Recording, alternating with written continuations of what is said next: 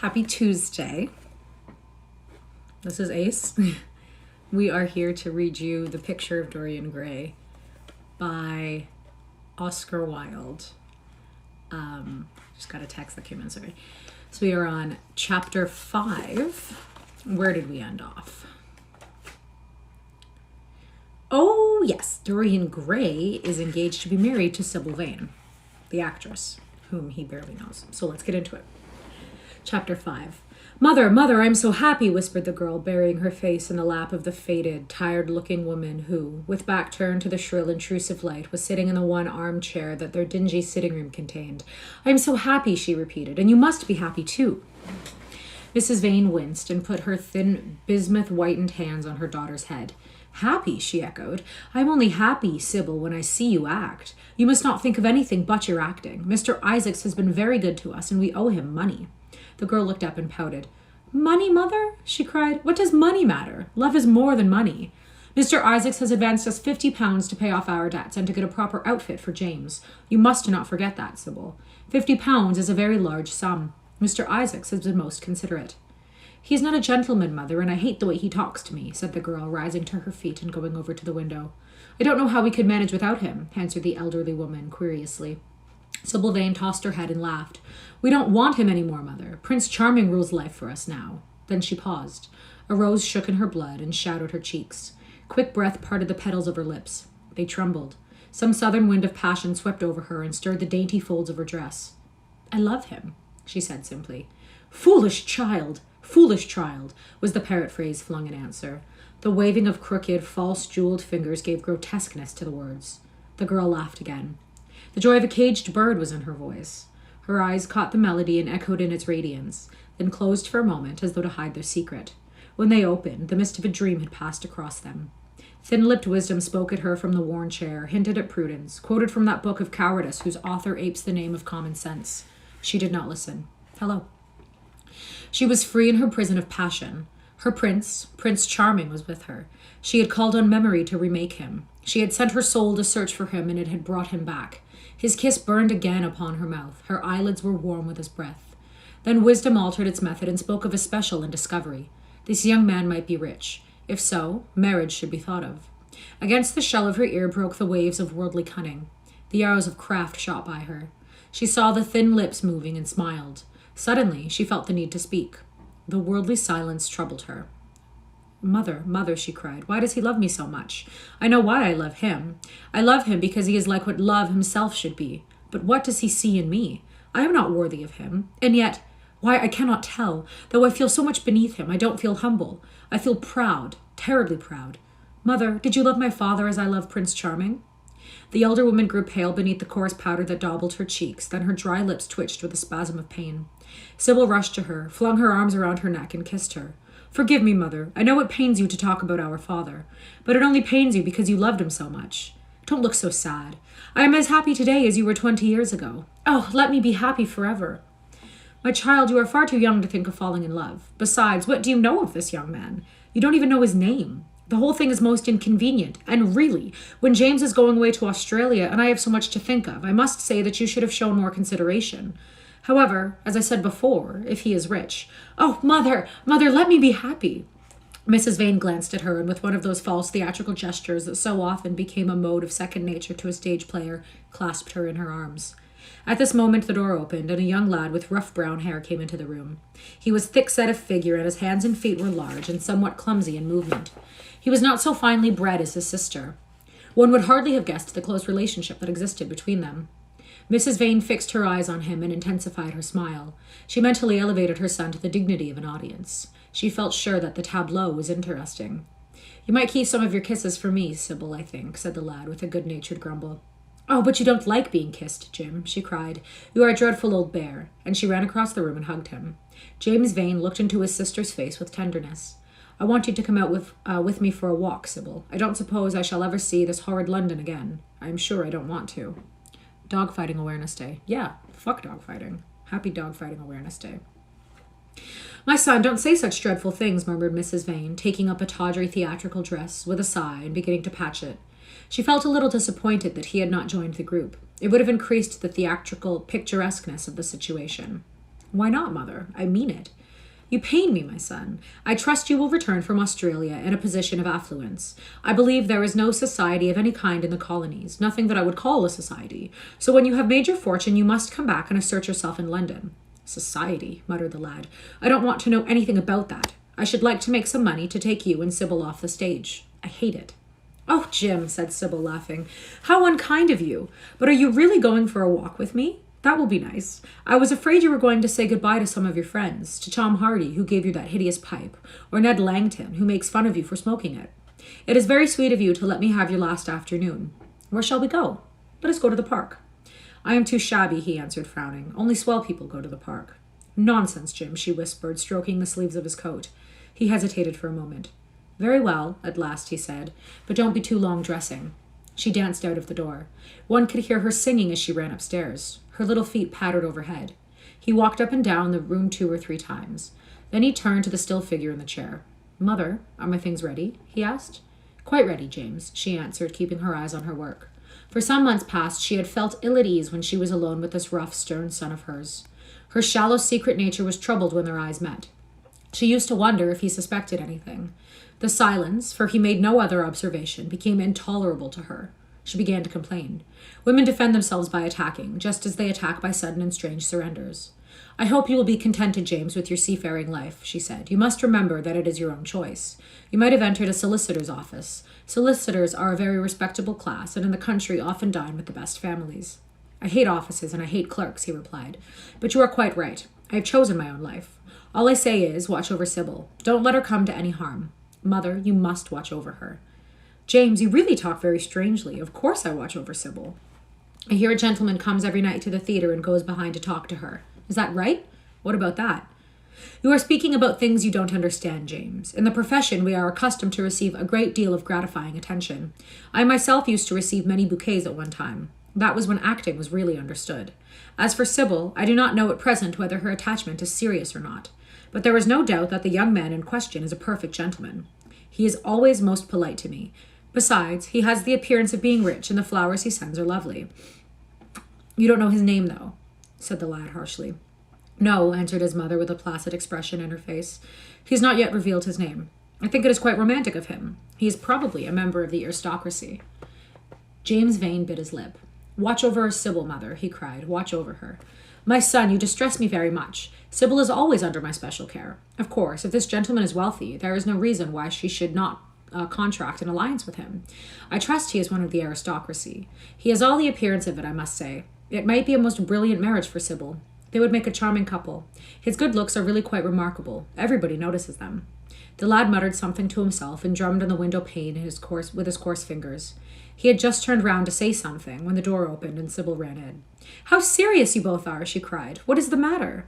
Nothing, he answered. I suppose one must be serious sometimes. Goodbye, mother. I will have my dinner at 5 o'clock. Everything is packed except my shirts, so you need not trouble. Goodbye, my son, she answered with a bow of strained stateliness. She was extremely annoyed at the tone he had adopted with her, and there was something in his look that had made her feel afraid. Kiss me, mother, said the girl. Her flower-like lips touched the withered cheek and warmed its frost. My child, cried Mrs. Vane, looking up to the ceiling in search of an imaginary gallery. Come, Sybil, said her brother impatiently. He hated his mother's affections. They went out into the flickering, wind-blown sunlight and strolled down the dreary Euston Road. The passers-by glanced in wonder at the sullen, heavy youth who, in coarse, ill-fitting clothes, was in the company of such a graceful, refined-looking girl. He was like a common gardener walking with a rose. Jim frowned from time to time when he caught the inquisitive glance of some stranger. He had that dislike of being stared at which comes on geniuses late in life and never leaves the commonplace. Sybil, however, was quite unconscious of the effect she was producing. Her love was trembling in laughter on her lips. She was thinking of Prince Charming, and that she might think of him all the more. She did not talk of him, but prattled on about the ship in which Jim was going to sail, about the gold he was certain to find, about the wonderful heiress whose life he was to save from the wicked, red-shirted bushrangers. For he was not to remain a soldier or a supercargo or whatever he was going to be. Oh no, a sailor's existence, I think I said soldier earlier, I meant sailor.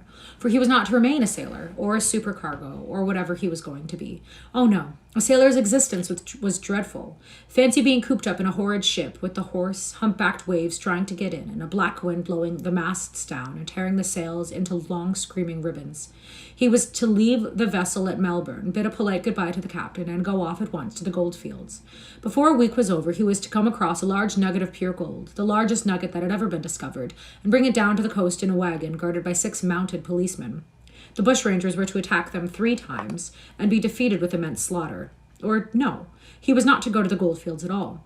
They were horrid places where men got intoxicated and shot each other in bar rooms and used bad language. Sorry.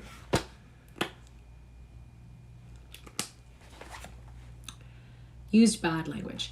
He was to be a nice sheep farmer, and one evening, as he was riding home, he was to see the beautiful heiress being carried off by a robber on a black horse and give chase and rescue her. Of course, she would fall in love with him, and he with her, and they would get married and come home and live in an immense house in London. Yes, there were delightful things in store for him. But he must be very good and not lose his temper or spend his money foolishly. She was only a year older than he was, but she knew so much more of life. He must be sure, also, to write to her by every mail and to say his prayers each night before he went to sleep. God was very good and would watch over him. She would pray for him too, and in a few years he would come back quite rich and happy. The lad listened sulkily to her and made no answer. He was heartsick at leaving home. Yet it was not this alone that made him gloomy and morose. Inexperienced though he was, he had still a strong sense of the danger of Sybil's position. This young dandy who was making love to her could mean her no good. He was a gentleman, and he hated him for that. Hated him through some curious race and instinct for which he could not account, and which, for reason, was all the more dominant within him. He was conscious also of the shallowness and vanity of his mother's nature, and in that saw infinite peril for Sybil and Sybil's happiness. Children begin by loving their parents. As they grow older, they judge them. Sometimes they forgive them. His mother. He had something on his mind to ask of her, something that he had brooded on for many months of silence. A chance phrase that he had heard at the theater, a whispered sneer that had reached his ears one night as he waited at the stage door and had set loose a train of horrible thoughts. He remembered it as if it had been the lash of a hunting crop against his face. His brows knit together into a wedge-like furrow, and with a twitch of pain he bit his underlip. "You are not listening to a word I am saying, Jim," cried Sybil, "and I am making the most delightful plans for your future. Do say something." "What do you want me to say?" "Oh, that you will be a good boy and not forget us," she answered, smiling at him. He shrugged his shoulders. You are more likely to forget me than I am to forget you, Sybil." She flushed. "What do you mean, Jim?" she asked. "You have a new friend, I hear. Who is he? Why have not you told me about him?" "He means you no good."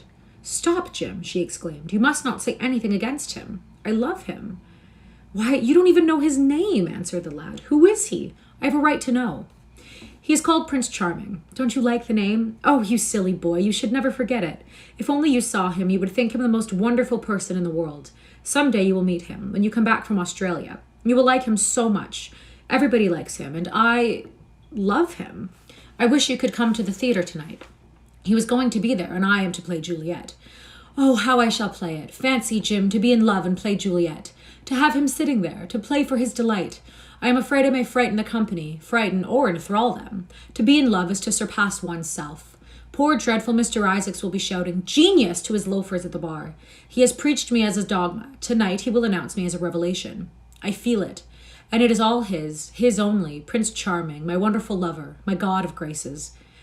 But I am poor beside him. Poor? What does that matter? When poverty creeps in at the door, love flies in through the window. Our proverbs want rewriting. They were made in winter, and it is summer now. Springtime for me, I think. A very dance of blossoms and blue skies."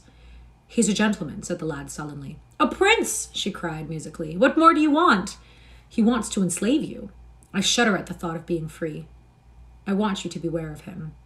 To see him is to worship him. To know him is to trust him." "Sybil, you are mad about him." She laughed and took his arm. You dear old Jim. You talk as if you were 100. Some day you will be in love yourself. Then you will know what it is. Don't be so sulky. Surely you should be glad to think that, though you were going away, you leave me happier than I have ever been before. Life has been hard for us both, terribly hard and difficult. But it will be different now. You are going to a new world, and I have found one. Here are 2 chairs. Let us sit down and see the smart people go by." They took their seats amidst a crowd of watchers. The tulip beds across the road flamed like throbbing rings of fire. A white dust, tremulous cloud of orris root it seemed, hung in the panting air. The brightly colored parasols danced and dipped like monstrous butterflies. She made her brother talk of himself, his hopes, and his prospects. He spoke slowly and with effort. They passed words to each other as players at a game pass counters. Sybil felt oppressed. She could not communicate her joy. A faint smile curving that sullen mouth was all the echo she could win. After some time she became silent. Suddenly she caught a glimpse of golden hair and laughing lips, and in an open carriage with two ladies, Dorian Gray drove past. She started to her feet. "There he is!" she cried. "Who?" said Jim Vane. "Prince Charming," she answered, looking after the Victoria. He jumped up and seized her roughly by the arm. "Show him to me. Which is he? Point him out. I must see him," he exclaimed. But at that moment the Duke of Berwick's four-in-hand came between, and when it had left the space clear, the carriage had swept out of the park. "He is gone," murmured Sybil sadly. "I wish you had seen him." "I wish I had, for as sure as there is a God in heaven, if he ever does you any wrong, I shall kill him." She looked at him in horror. He repeated his words. They cut the air like a dagger. The people round began to gape. A lady standing close to her tittered. "Come away, Jim, come away," she whispered. He followed her doggedly as she passed through the crowd. He felt glad at what he had said. When they reached the Achilles statue, she turned round. There was pity in her eyes that became laughter on her lips. She shook her head at him. "You are foolish, Jim, utterly foolish, a bad-tempered boy, that is all. How can you say such horrible things? You don't know what you are talking about. You are simply jealous and unkind. Oh, I wish you would fall in love. Love makes people good, and what you said was wicked." "I am 16, he answered, "and I know what I am about. Mother is no help to you." "How old is Sybil?" "Mother is no help to you. She doesn't understand how to look after you. I wish now that I was not going to Australia at all. I have a great mind to chuck the whole thing up. I would, if my articles hadn't been signed." "Oh, don't be so serious, Jim. You are like one of the heroes of those silly melodramas Mother used to be so fond of acting in. I'm not going to quarrel with you. I have seen him, and to see him is perfect happiness. We won't quarrel. I know you would never harm anyone I love, would you?" "Not as long as you love him, I suppose," was the sullen answer. "I shall love him forever," she cried. "And he? Forever, too." "He had better." She shrank from him. Then she laughed and put her hand on his arm. He was merely a boy. At the Marble Arch, they hailed an omnibus, which left them close to their shabby home in the Euston Road. It was after 5 o'clock, and Sybil had to lie down for a couple of hours before acting. Jim insisted that she should do so. He said that he would sooner part with her when their mother was not present. She would be sure to make a scene, and he detested scenes of every kind. In Sybil's own room they parted. There was jealousy in the lad's heart, and a fierce, murderous hatred of the stranger who, as it seemed to him, had come between them. Yet, when her arms were flung round his neck and her fingers strayed through his hair, he softened and kissed her with real affection. There were tears in his eyes as he went downstairs. His mother was waiting for him below. She grumbled at his unpunctuality as he entered. He made no answer, but sat down to his meager meal. The flies buzzed round the table and crawled over the stained cloth. Through the rumble of omnibuses and the clatter of street cabs, he could hear the droning voice devouring each minute that was left to him. After some time, he thrust away his plate and put his head in his hands. He felt that he had a right to know. It should have been told to him before if it was to be suspected. Leaden with fear, his mother watched him. Words dropped mechanically from her lips. A tattered lace handkerchief twitched in her fingers. When the clock struck 6, he got up and went to the door. Then he turned back and looked at her. Their eyes met. In hers, he saw a wild appeal for mercy. It enraged him. "Mother, I have something to ask you," he said. Her eyes wandered vaguely about the room. She made no answer. "Tell me the truth. I have a right to know. Were you married to my father?" She heaved a deep sigh. It was a sigh of relief. The terrible moment, the moment that night and day, for weeks and months she had dreaded, had come at last, and yet she felt no terror. Indeed, in some measure, it was a disappointment to her. The vulgar directness of the question called for a direct answer. The situation had not been gradually led up to. It was crude. It reminded her of a bad rehearsal. "No," she answered, wondering at the harsh simplicity of life. "My father was a scoundrel, then," cried the lad, clenching his fists. She shook her head. "I knew he was not free. We loved each other very much. If he had lived, he would have made provision for us. Don't speak against him, my son. He was your father and a gentleman. Indeed, he was highly connected." An oath broke from his lips. "I don't care for myself," he exclaimed, "but don't let Sybil—" "It is a gentleman, isn't it, who is in love with her, or says he is? Highly connected too, I suppose." For a moment, a hideous sense of humiliation came over the woman. Her head dropped. She wiped her eyes with shaking hands. "Sybil has a mother," she murmured. "I had none." The lad was touched. He went towards her, and stooping down, he kissed her. "I am sorry if I have pained you by asking about my father," he said, "but I could not help it. I must go now. Goodbye. Don't forget that you will have only one child now to look after, and believe me that if this man wrongs my sister, I will find out who he is, track him down, and kill him like a dog. I swear it."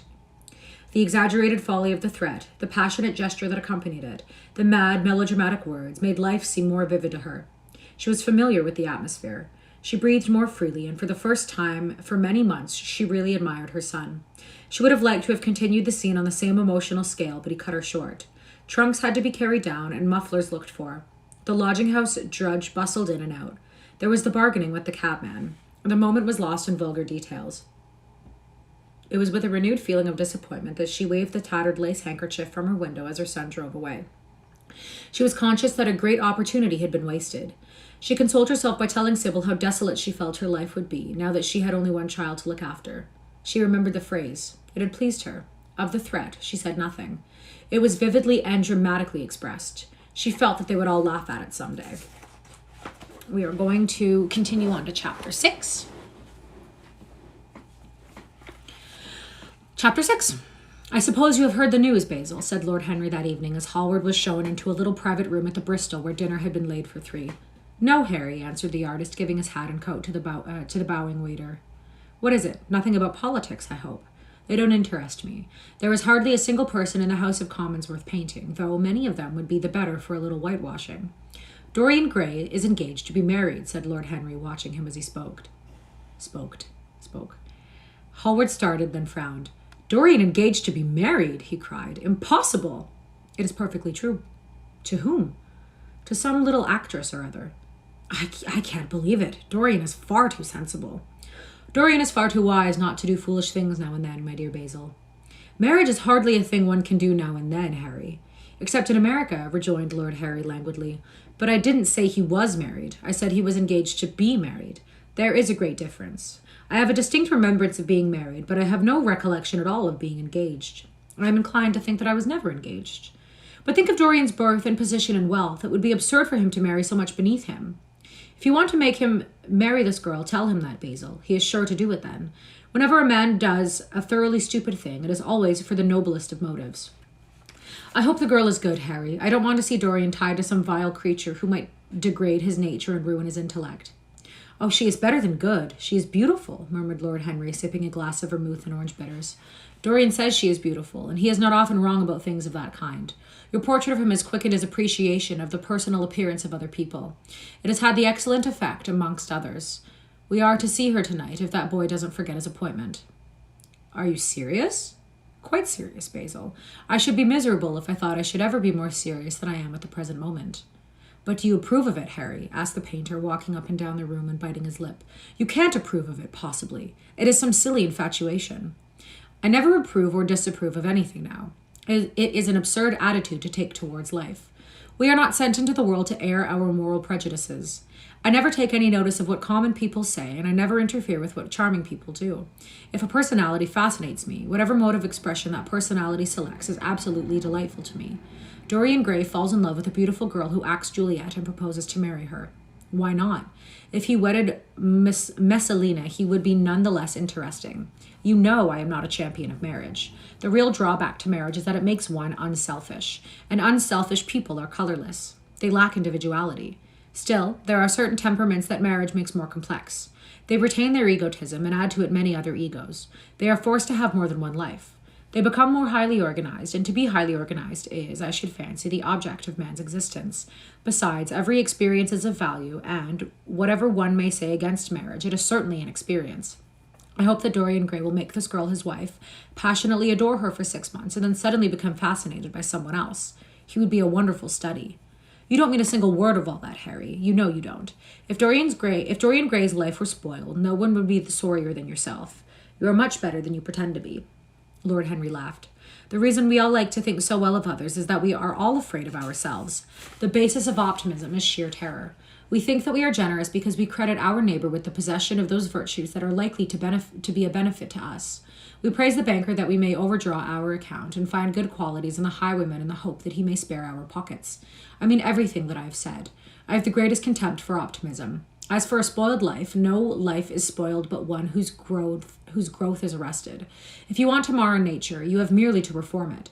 As for marriage, of course that would be silly, but there are other and more interesting bonds between men and women. I will certainly encourage them. They have the charm of being fashionable. But here is Dorian himself. He will tell you more than I can. My dear Harry, my dear Basil, you both must congratulate me, said the lad, throwing off his evening cape with its satin-lined wings and shaking each of his friends in the hand in turn. I have never been so happy. Of course it is sudden. All really delightful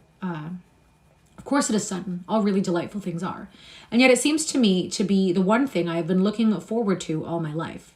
He was flushed with excitement and pleasure and looked extraordinarily handsome. I hope you will always be very happy, said Hallward, but I don't quite forgive you for not having let me know of your engagement. You let Harry know.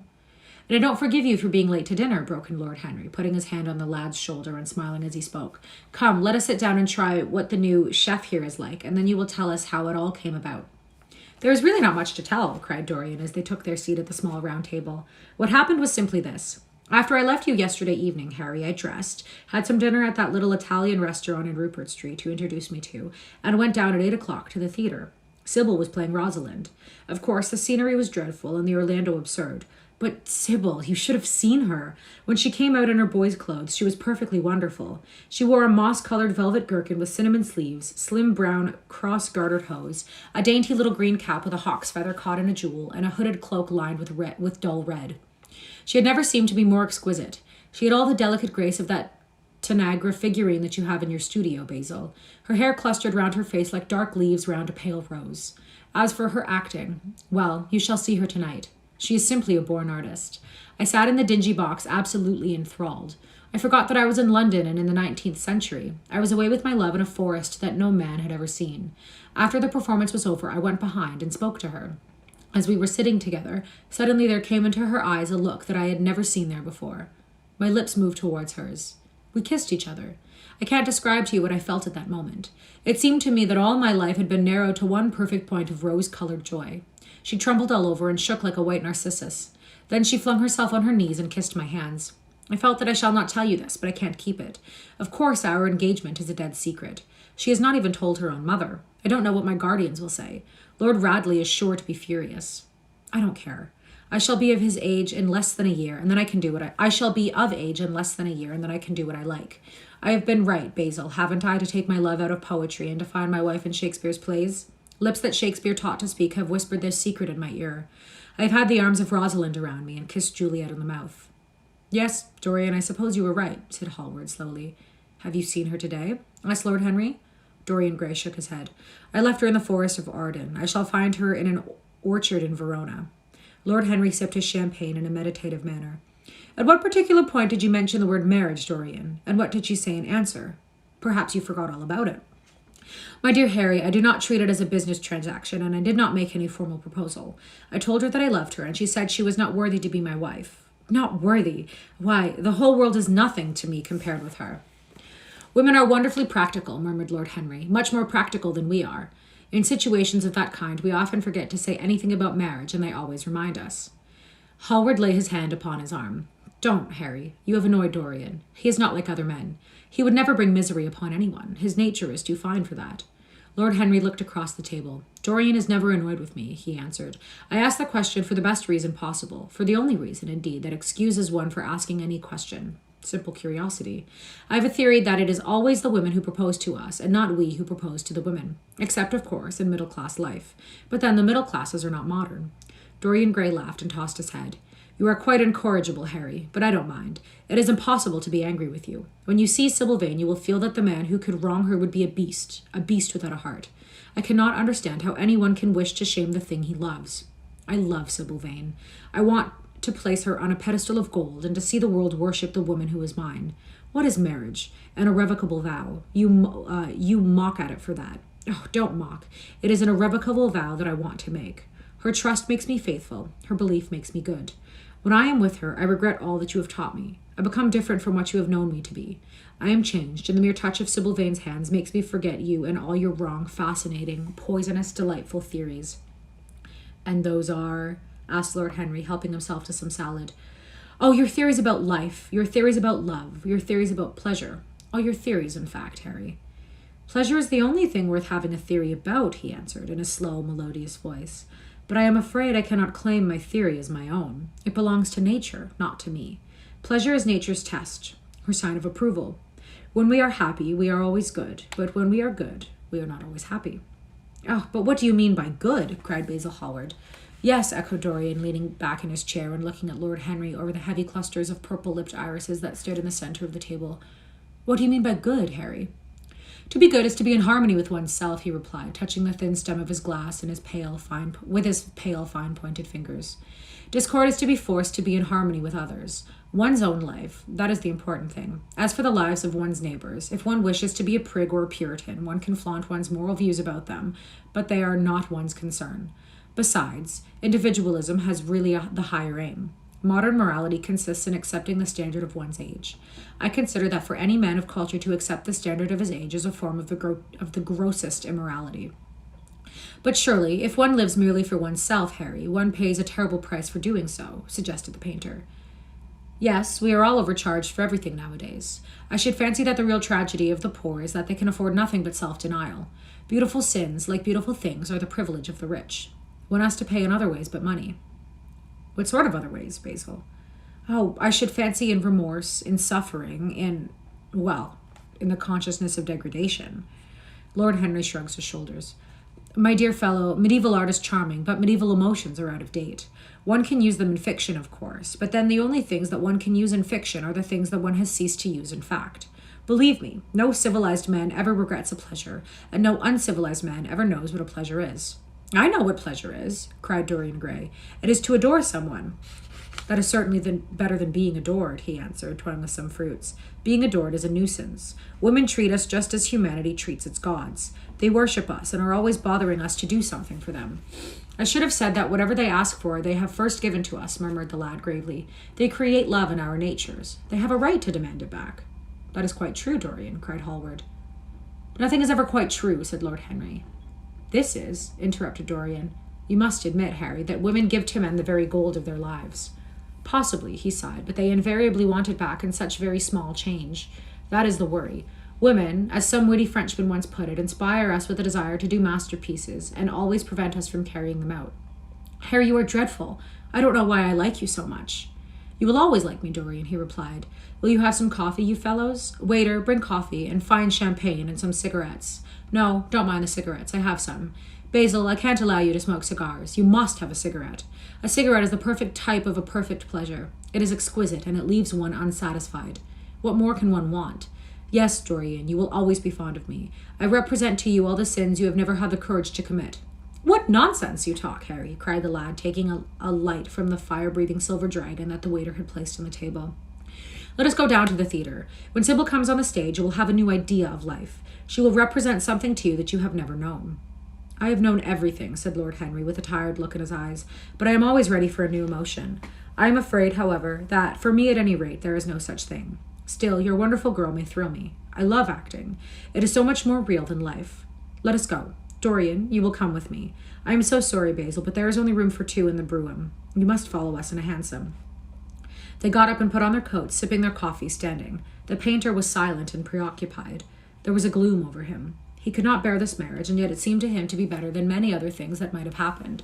After a few minutes, they all passed downstairs. He drove off by himself, as had been arranged, and watched the flashing lights of the little brougham in front of him. A strange sense of loss came over him. He felt that Dorian Gray would never again be to him all that he had been in the past. Life had come between them. His eyes darkened, and the crowded, flaring streets became blurred to his eyes. When the cab drew up at the theater, it seemed to him that he had grown years older. Okay, that is all for today. I will be back tomorrow at noon. Thank you so much for reading with me. Have a great day. Bye.